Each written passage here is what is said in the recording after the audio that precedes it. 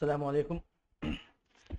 पिछले लेक्चर में हमने देखा कि तीन किस्म के टेंस होते हैं और प्रेजेंट सिंपल टेंस पे हम लोग तस्करा कर रहे थे। प्रेजेंट सिंपल टेंस में जो पहले उसूल थे वो अफर्मेटिव सेंटेंसेस के थे, यानी कि मुस्बत जो जुमले हैं उस पे हम लोगों ने देखा उसूल क्या है। ही शी इट और सिंगुलर नाउन के साथ वर्ब के पहली फॉर्म में ए या एस बढ़ा देते हैं। आई वी यू दे और प्लूरल नाउन के साथ में वर्ब की पहली फॉर्म एज इट इज़ रहती है। मिसाल अब्दुल्ला अलीगढ़ जाता है तो अब्दुल्ला चूंकि सिंगुलर नाउन कहलाता है, वाहिद है ये इस्म का, इसलिए जो है अपने अब्दुल्ला के साथ में जो वर्ब आता है यानी कि जाता है, वो जो जाना वो गोज हो जाएगा। गो ये असल में इसका ओरिजिनल है गो। तो गो में एस या ई एस, तो यहाँ पर हमारा ई एस बढ़ जाता है गोस्ट वाली का। वो सोते हैं तो वो जो है बेसिकली ये दे है, तो वो यानी कि दे है। तो इसको हमने देखा कि सोते हैं यानी स्लीप, तो दे के साथ वर्ब की जो स्लीप आएगी, दे स्लीप, वर्ब की पहली फॉर्म आएगी। ये तो हो गया अफर्मेटिव सेंटेंसेस में। मैं अपना काम करता हूं, सो मैं यहाँ पर आई के साथ में आता है, तो आई देखिए, आई यानी कि वर्ब की पहली form. I do my work, मैं अपना काम करता हूं। आइए प्रेजेंट सिंपल टेंस में ही दूसरा हम देखेंगे निगेटिव सेंटेंसेस में। निगेटिव सेंटेंसेस में क्या उसूल है, यानी कि जिसमें नहीं वाले अल्फाज आते हैं, उसमें हमारे उसूल बहुत आसान है। ही शीट और सिंगुलर नाउन के साथ में एक चीज और इजाफा हो जाता है, वो होता है डज नॉट, और वर्ब की पहली फॉर्म होती है। यहाँ पर प्लस ई एस नहीं आएगा। दूसरा ही शीट के साथ आई वी यू दे और प्लूरल नाउन के साथ डू नॉट आएगा, वर्ब की पहली फॉर्म आएगी। तो बेसिकली यहाँ ऊपर डज नॉट है वाहिद इसम के, और ही शीट के साथ आई वी यू दे के साथ में और जमा के साथ में डू नॉट है। मिसाल के तौर पे अब्दुल्ला अलीगढ़ नहीं जाता है, अब नहीं है, अब्दुल्ला मैंने बताया था सिंगुलर नाउन है, तो अब्दुल्ला के साथ में क्या हो जाएगा, अब्दुल्ला। अब उसके बाद ये प्लस, तुरंत नहीं है तो does not, plus does not plus verb की पहली फॉर्म, जाना है यहाँ पर हमारा वर्ब, तो go, Abdullah does not go, plus Aligarh है चूंकि टू अलीगढ़, तो Abdullah does not go to Aligarh, ये हो जाएगा हमारा। दूसरा वो नहीं सोते हैं, तो वो जो है अब ये दे है, तो यहाँ पर हमारा क्या हो जाएगा, दे नहीं, यहाँ पर दे के साथ में डू नॉट आ जाता है, डू नॉट सोना यानी sleep, they do not sleep, they do not sleep हो जाएगा। अब मैं अपना काम नहीं करता हूं, तो यहाँ पर आई है, तो आई के साथ में डू नॉट आ जाएगा। आई डू नॉट करना, करना की इंग्लिश होती है do. I do not do my, I do not do my work, मैं अपना काम नहीं करता हूं। तो यहाँ पर ये चीजें डू नॉट और डज नॉट का अब मतलब यहाँ पर आसान है इसमें ऐड करना, अगर निगेटिव जुमले हैं तो इसमें देखिए एक चीज और बताई थी इसमें, जो डज नॉट है उसको शॉर्टकट भी लिखते हैं, डजंट बोलते हैं, डजंट, और जो डू नॉट है उसको डोंट बोलते हैं। जैसे एक बहुत कॉमन जुमला है, हम सब जानते हैं, बोलते हैं इंग्लिश में, आई डोंट नो, तो ये देखिए प्रेजेंट सिंपल का ये नेगेटिव का ही है, आई डोंट, देखिए डोंट में एन के बाद में इस तरीके से डोंट नो, आई माने मैं और नो माने जानना होता है, तो आई डोंट नो मैं नहीं जानता हूं, यहाँ पर ता है ती है, तो ये प्रेजेंट सिंपल है, आई डोंट नो मैं नहीं जानता हूं, तो ये आई डोंट नो का मतलब होता है। तो देखिए आप ये बस निगेटिव सेंटेंस के उसूल जान गए, तो देखिए I don't know, I don't know बहुत कॉमन वर्ड है जो लोग पूछते रहते हैं या कहते हैं, बोलते हैं इंग्लिश में, आई डोंट नो।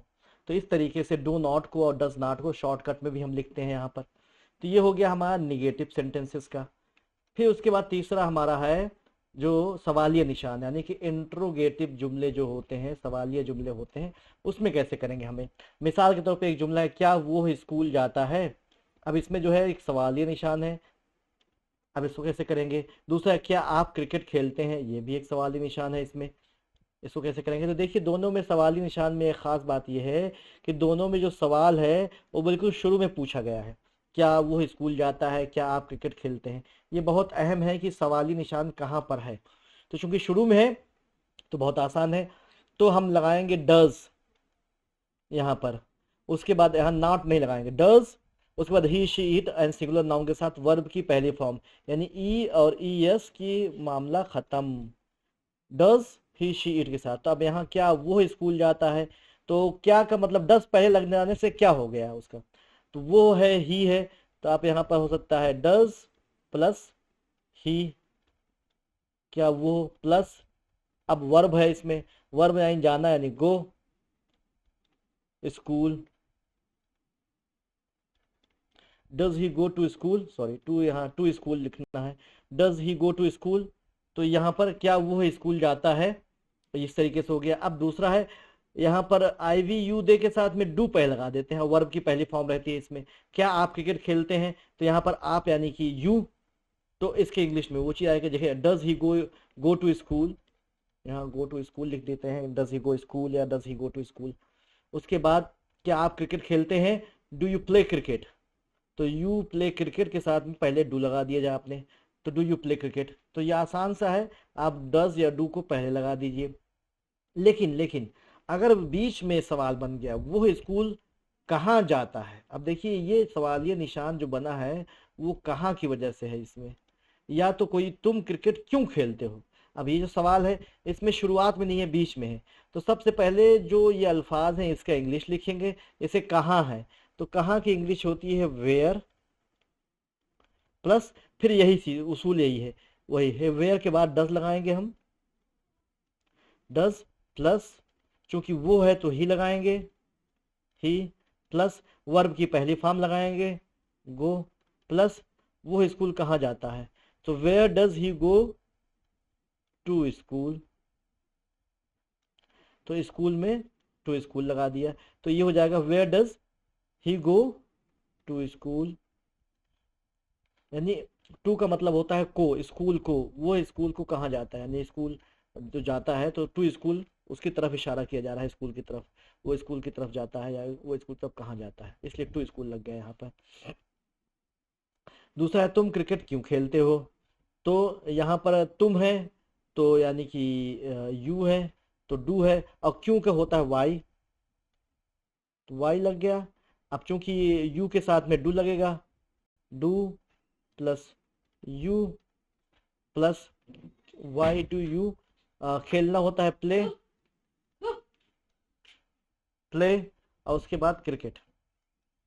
तो अब देखिए why do you play cricket, इस तरीके से हम इसको बना सकते हैं। उसूल बस ये याद रख लीजिए, देखिए 6 उसूल हैं, 6 उसूल, सिर्फ 2 ही उसूल हैं, दोनों उसूल को किस तरीके से पहले और बाद में लिखा जाता है वो आप जी अगर याद कर लेंगे तो बहुत आसान हो जाएगा। अब रही बात ये है कि अगर कहाँ क्या ये सब चीज़ें हैं, जैसे ये है क्या, तो क्या की इंग्लिश होती है व्हाट, कैसे की होती है हाउ, कहाँ की होती है वेयर, कब की होती है व्हेन, किसको होम, किसका यानी हुज, कौन मतलब हु, विच मतलब कौन सी, इस तरीके से हम इस्तेमाल करेंगे।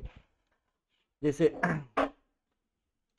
तुम क्या चाहते हो, तुम क्या चाहते हो, तो क्या का इंग्लिश हो गया व्हाट, प्लस चूंकि तुम है तो यू है, तो व्हाट डू यू, और चाहना होता है वांट, तो देखिए ये मिला देंगे तो क्या हो जाएगा व्हाट डू यू वांट, तुम क्या चाहते हो। क्या तुम जानते हो, अब क्या तुम जानते हो शुरू में हो गया, तुम तो do you know, do you know, क्या तुम जानते हो, आई डोंट नो, मैं नहीं जानता। ये सब सिंपल सिंपल अल्फाज हैं जो इससे बनते हैं। इंशाल्लाह इसमें हम और भी प्रैक्टिस करेंगे। बहुत बहुत शुक्रिया, जज़ाकल्लाह खैर।